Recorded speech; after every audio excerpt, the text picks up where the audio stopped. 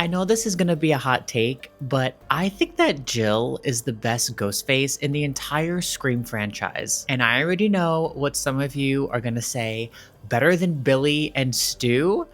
Personally, I'm gonna say yes. And I know that sounds insane because Billy and Stu are really the blueprint. They're the reason this franchise works in the first place. Their dynamic, their chemistry, the killing spree, those one-liners, Stu's amazing personality, that sheer sadistic energy of those two together, it is iconic. But when I'm looking at who I think is the most effective, the most interesting, the most thematically perfect, I genuinely think that Jill is really hard to beat. What makes Jill work so well for me is that her reveal is one of the few times in the franchise where I genuinely felt like the movie completely fooled me. Because Jill was probably the last person I would have expected to be behind the mask. From the beginning of Scream 4, she is positioned as this younger, newer generation version of Sydney. She is Sydney's cousin. She's a teenage girl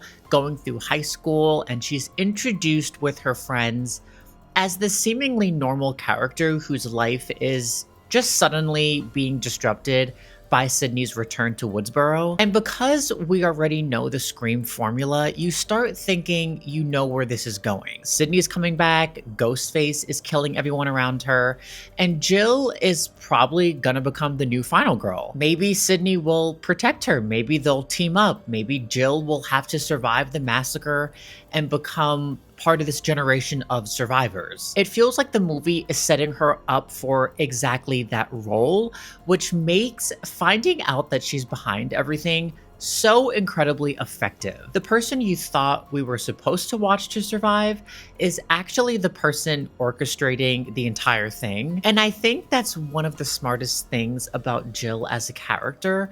She's someone who wants to be the final girl, and that's what makes her motive so much more interesting than a simple revenge plot. Jill has grown up hearing about Sydney her entire life, Sydney's trauma, Sydney's survival, her fame, her story, and from Jill's perspective, Sydney gets all of this attention because terrible things happen to her. Jill is watching this person in her own family become famous for surviving something horrific.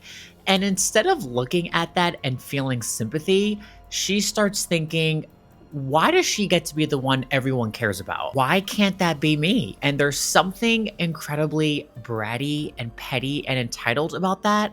And I honestly love it because it feels so specific to Jill. She's not trying to avenge someone. She's not trying to punish Sydney for something Sydney did to her. She's looking at Sydney's entire life and thinking, I want what you have. I want the attention. I want the fame. I want people to care about me. And I'm willing to create my own tragedy to get it. And that makes Jill's motive so much darker because she's essentially looking at Sydney's trauma and seeing it as an opportunity. And for 2011, I think that was such a fitting motive for Scream 4.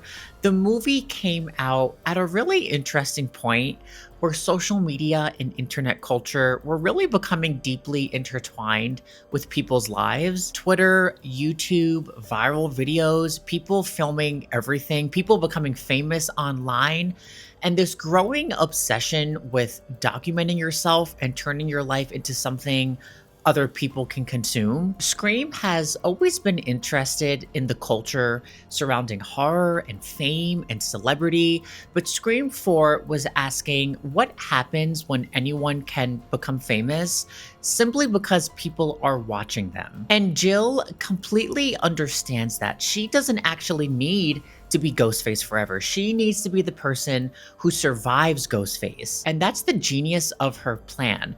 She understands that the killer isn't necessarily the most important person in the story, it's the victim. So Jill doesn't want to walk away from Woodsboro as a murderer. She wants to walk away as the traumatized young woman who miraculously survived a massacre. She wants the interviews, the attention, the sympathy, the book deals, the celebrity life.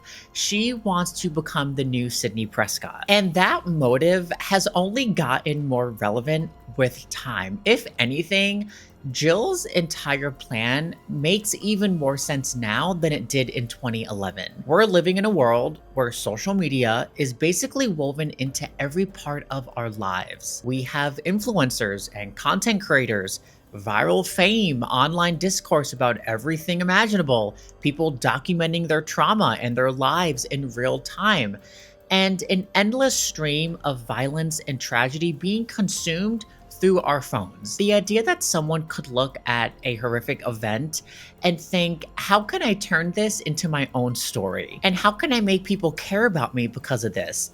That is unfortunately not difficult to understand anymore. And Jill takes that idea to the absolute extreme. And I think this is where Jill's actual plan deserves more credit because she's so incredibly manipulative. She recruits Charlie and essentially creates her own version of Billy and Stu. Charlie thinks that they're partners. He thinks that they're creating this new killing spree together and that they're going to go down in history as this iconic Ghostface duo. But Jill has already decided that there was never going to be a Jill and Charlie ending. Charlie is just another part of the plan that eventually has him eliminated. And I love that dynamic because Charlie genuinely thinks that he's in control. He's doing the killing, he's helping Jill, he's recreating this Billy and Stu relationship, but Jill is always thinking steps ahead of him. She doesn't want a partner. She wants to be the sole survivor. She needs Charlie to believe in their partnership long enough to help her create the story, and then she can kill him and make him another victim. She essentially uses Charlie the same way she's using everyone else.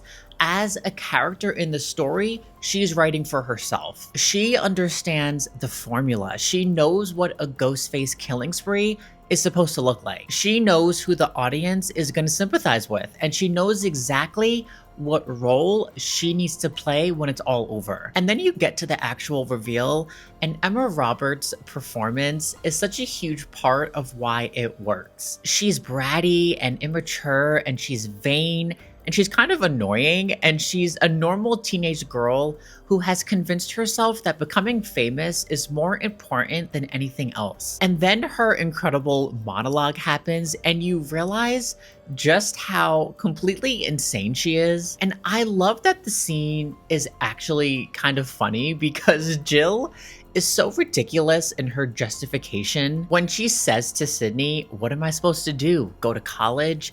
Grad school? Work?" It is so funny. It is just perfectly written. It's like she's so disgusted in that idea. It's so hilarious because she genuinely sees murder as this alternative to having a normal life. It's this bizarre combination of narcissism and entitlement and desperation that makes her so entertaining. And that's what makes her so different from a lot of the other Ghostfaces. With some of them, you can kind of understand the anger driving them, but with Jill, the motivation is almost embarrassingly shallow. She's willing to murder her friends, her mom, frame other people, betray her own accomplice, and try to kill her own cousin to get there. And then the movie takes it even further when she stages the crime scene, because this is where Jill goes from being a really clever twist to becoming genuinely disturbing. She actually mutilates herself so that she can sell the story that she's a victim. And the performance has to be so convincing. She's ripping her own hair out, stabbing herself, throwing herself into the wall.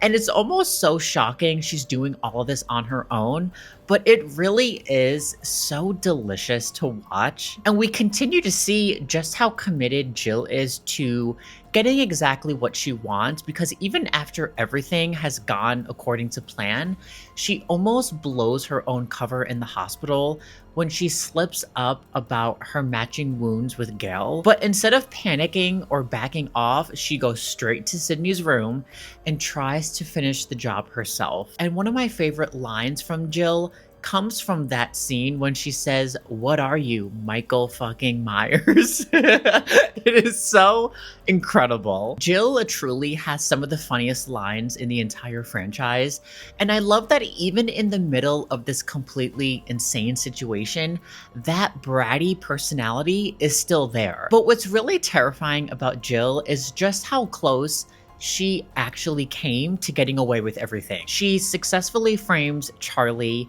positions herself as one of the only survivors, convinces everyone that she's a victim, and gets Sydney within an inch of death. If Jill hadn't made that mistake in the hospital and made sure that Sydney was dead, there's a very real possibility that she could have gotten away with it. And when you look at all the Ghostfaces as a whole, I don't think anyone else comes quite as close to successfully executing their entire plan like Jill did. And that's ultimately why I think Jill deserves a lot more credit than she gets. She's the one whose character, motive, reveal, and plan all come together in a way that feels completely connected to what Scream has always been about. And that's fame, performance, identity, and the desire to control the story. But if you disagree, I want to know who you think is the best Ghostface, and more importantly, why? Because I genuinely think that Jill deserves to be in that conversation. If you enjoyed this video, go ahead and give it a like and subscribe to my channel. I'll see you guys in the next one.